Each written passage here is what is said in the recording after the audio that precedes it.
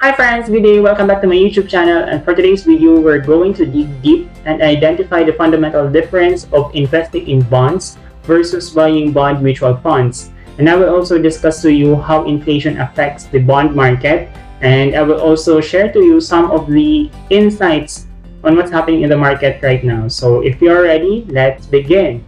Let's recall what are bonds. Bonds are debt securities offered by corporations or the government for the purpose of raising capital, either to expand their business, fund a project, or to retire an old debt.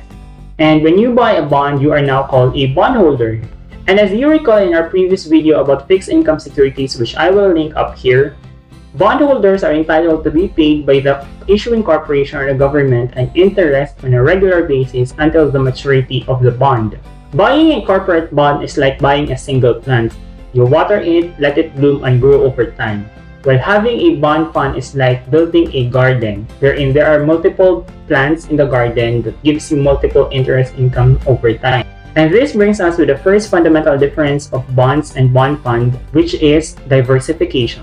Buying a bond fund is a more diversified approach in investing than buying a single corporate or government bond. Diversification reduces the risk of receiving no interest income in case the issuing corporation cannot fulfill its promised payment, which can be due to the underperforming business profitability.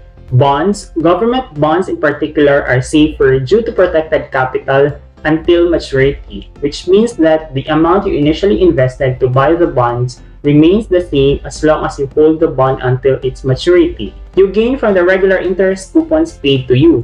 Bond funds, on the other hand, doesn't have this kind of feature because there is always a risk of capital loss. The fund manager of the bond fund may trade the underlying securities in order to potentially gain from the interest differential based on market conditions. While this may be good, there is also a risk of losing capital, especially during high inflation environments.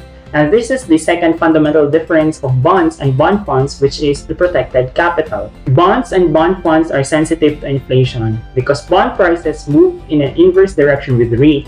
An increasing interest rate would make the bond prices fall. That is why an economy suffering from high inflation rate leads to an increasing interest rate, and that makes the bond prices of that country fall. This is what happened in 2022 when inflation hit multi-year highs across several countries in the world. Central banks across the world were very aggressive in raising interest rates to distract the demand from the reopening of the economies and control the rising inflation rate. This hawkish stance of the central banks lead to falling bond prices, and fixed income securities in general underperform relative to the other asset classes. But the recent tone of the US Fed and the Philippine Central Bank, the Bangko Sentral ng Pilipinas or BSP, signals a potential end in the rising interest rate environment.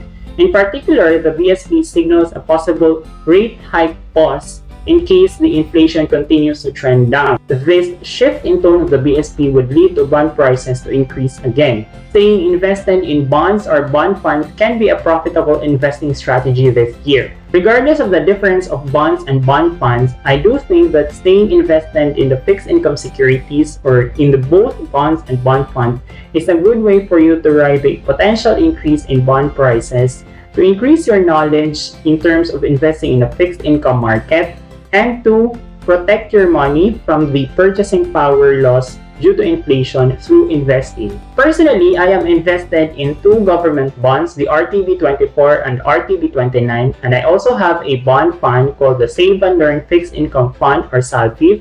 SALFIF is managed under FAMI, which is First Metro Asset Management Inc., the asset management arm of the Metrobank Group. If you want to invest in SALFIF or the Save and Learn Fixed Income Fund, you can email me or connect me in my social media channels so I can assist you in opening a SALFIF investment. Remember to invest your hard-earned money and let the money work for you. Thank you for listening and hope you guys got some insights on that.